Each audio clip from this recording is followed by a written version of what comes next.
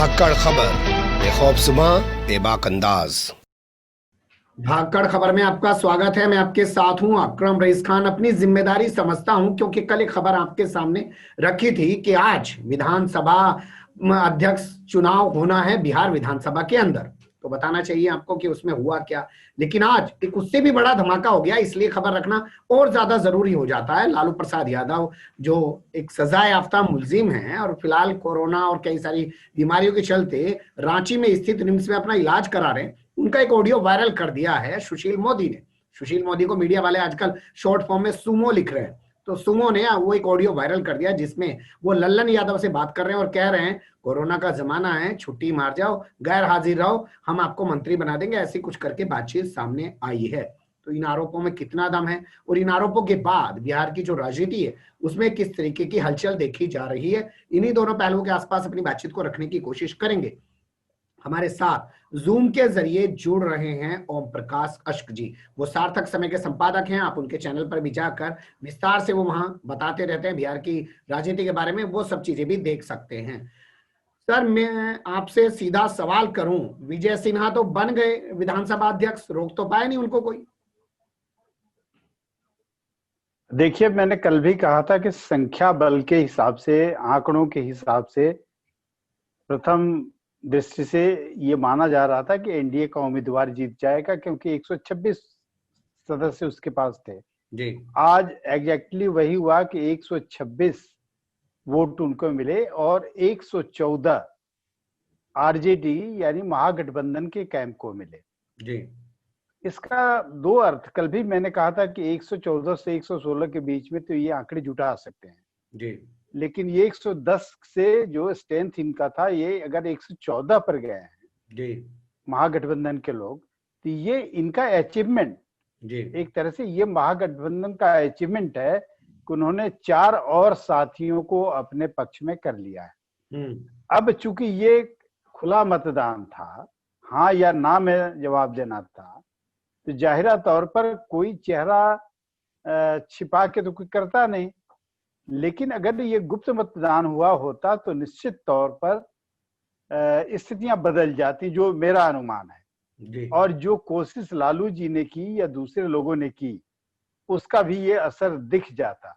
जैसा कि अभी आप बता रहे थे कि सुशील मोदी ने जो ऑडियो वायरल किया या कल ट्वीट किया कि उनकी तो सीधे सीधे बातचीत लालू प्रसाद के नंबर पर हो गई और इन्होंने जब फोन किया तो लालू प्रसाद ने ही पिक किया, जैसा उन्होंने दावा किया। तो लालू प्रसाद यादव के बारे में जो सुशील मोदी ने कहा कि उनसे उनकी डायरेक्ट बातचीत हो गई, दरअसल ये बातचीत उनकी हुई और ये नंबर गोपनीय नंबर निकालने में या गोपनीय दस्तावेज निकालने में और खास करके लालू प्रसाद यादव के घराने के बारे में इसमें सुशील मोदी को महारत हासिल है। इस पे बात करेंगे, विस्तार से समझने की कोशिश करेंगे कि किस तरीके की महारत हासिल रखते हैं सुशील मोदी। लेकिन मुझे लगता है अभी विधानसभा के अंदर ही चलते हैं।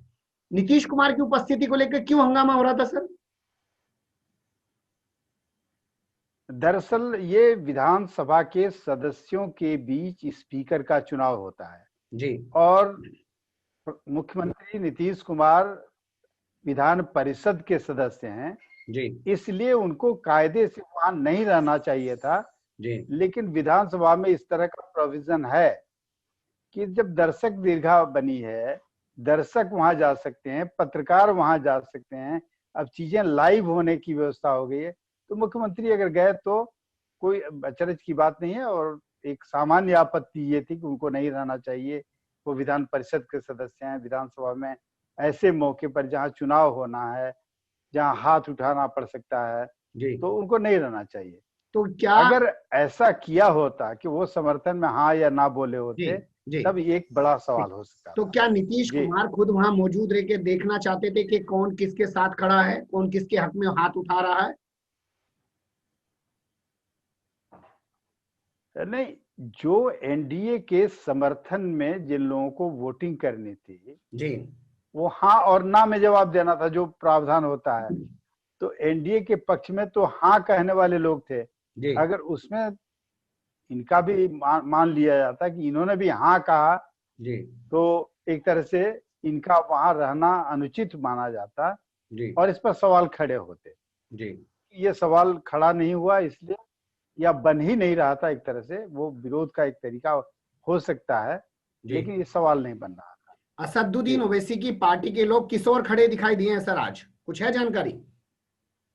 ये प्रत्यक्ष तौर पर अगर 114 वोट मिले हैं महागठबंधन के उम्मीदवार को, यानी अवध बिहारी चौधरी को, तो 110 की ही संख्या उनकी थी। जी जो एक्चुअल महागठबंधन का स्वरूप है, जी जिसमें लेफ्ट और कांग्रेस और आरजेडी के लोग हैं, उसमें 114 तो होता नहीं था, 110 था।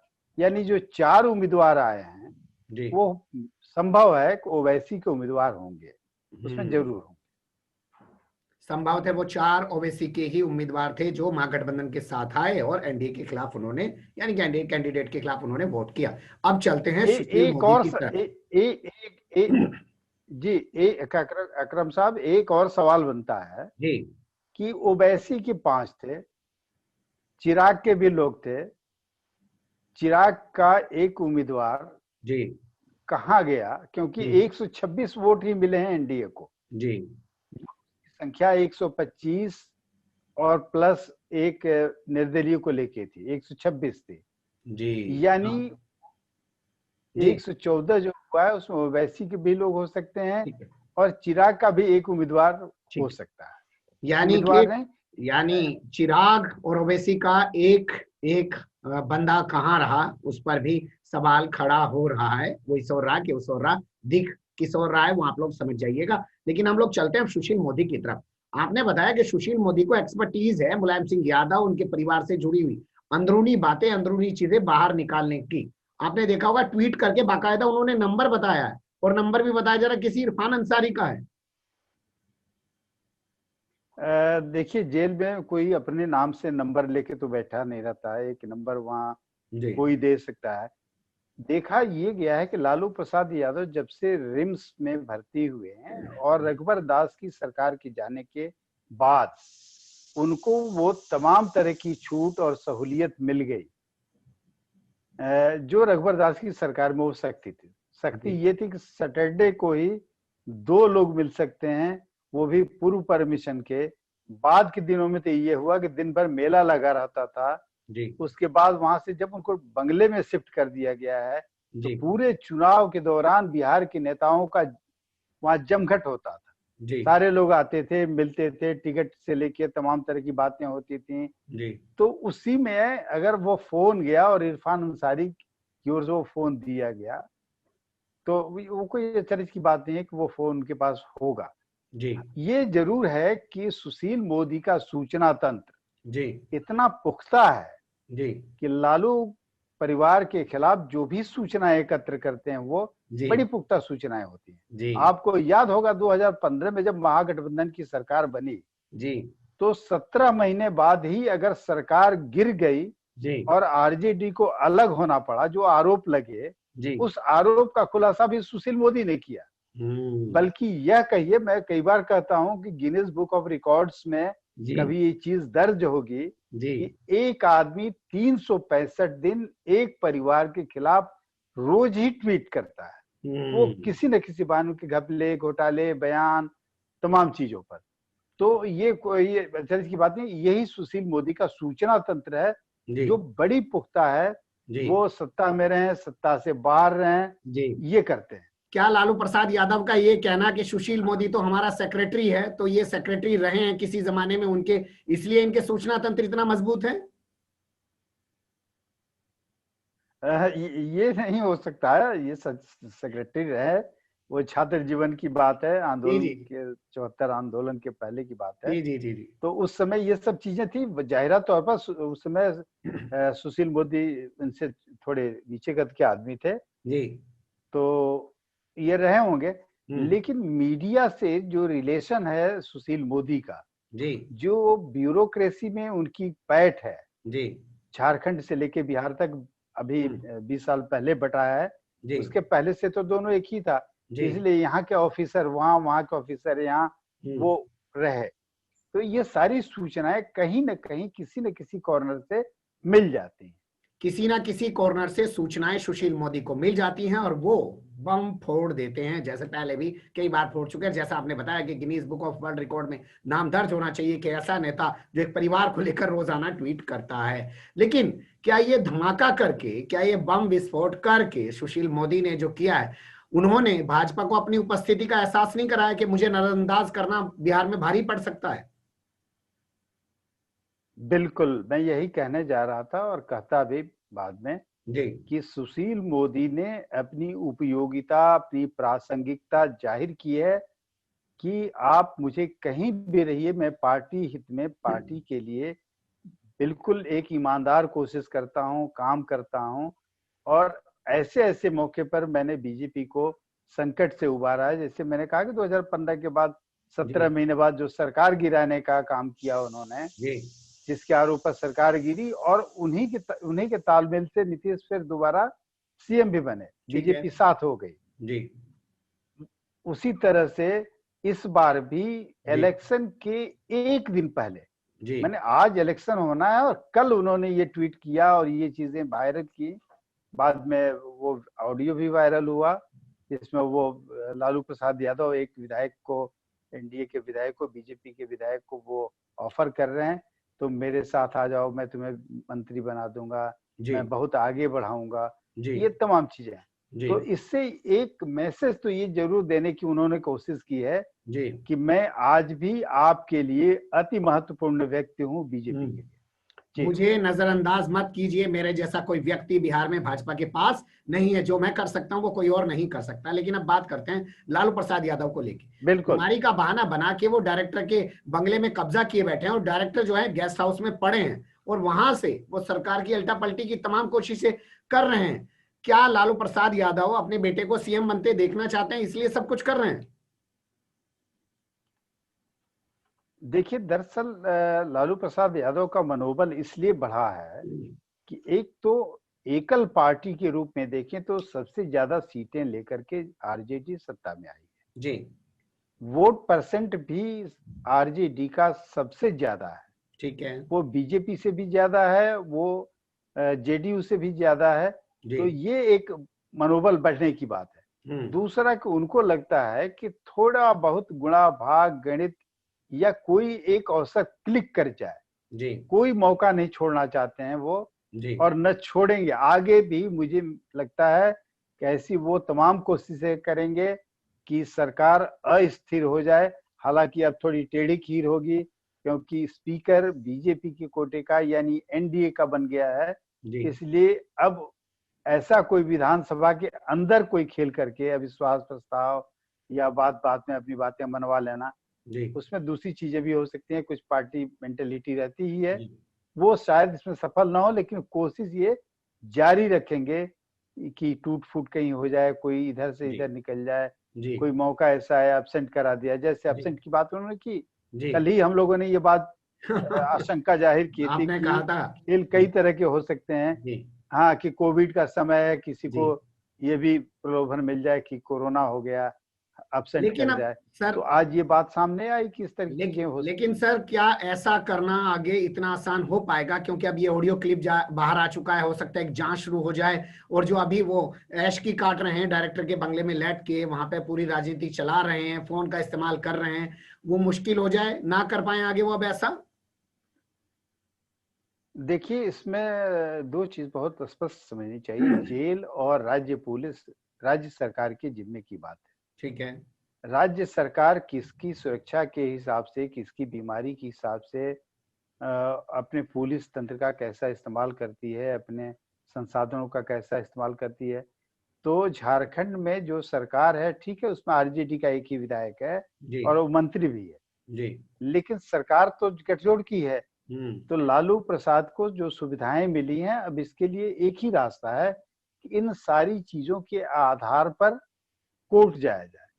और कोर्ट में ये कब तक चलेगा, लंबे समय तक चलेगा, क्या होगा क्या नहीं होगा, क्योंकि आप ही बता रहे हैं कि वो नंबर इरफान अंसारी का है। तो इरफान अंसारी के नंबर से लालू प्रसाद ने पहले यही सब चीजें जस्टिफाई करने में इतना लंबा वक्त लग जाएगा, ये कह पाना मुश्किल है, साबित कर पाना मुश्किल है या लालू की वो बनावटी आवाज है, फिर फोरेंसिक लैब में जाए, कई प्रक्रिया इसमें इन्वॉल्व है। इसलिए बड़ा मुश्किल काम होगा कि इसी बहाने लालू प्रसाद को घेर दें। ये घेर पाना थोड़ा हमको नहीं लगता है, कहने के लिए जितना आसान है उतना आसान होगा। एक प्रैक्टिकल सवाल आपसे पूछना चाहता हूँ, तीसरे नंबर पर आने वाली पार्टी का मुख्यमंत्री बन गया, यानी कि नीतीश कुमार तीसरे नंबर की पार्टी के मुखिया हैं, वो मुख्यमंत्री बिहार में बन गए। ये चीज खल रही है लालू प्रसाद यादव को, या जो है उन अपने विधायकों को लेके, कांग्रेस को विधायकों को लेके वो बेफिक्र हैं, इसलिए भाजपा और जेडीयू में सेंध लगाने की कोशिश कर रहे हैं? नहीं, ये सेंध लगाने की कोशिश लालू प्रसाद को करने की जरूरत नहीं है। ये कोशिश अब शुरू हो सकती है जी कि कांग्रेस के लोगों को जो इजी टारगेट होंगे, सॉफ्ट टारगेट होंगे, जेडीयू के लिए या बीजेपी के लिए कांग्रेस के विधायकों को तोड़ना बड़ा आसान है, क्योंकि उनकी संख्या कम है। लेफ्ट के लोग जल्दी टूटते नहीं है, इसलिए उस पर खतरा कम रहा है।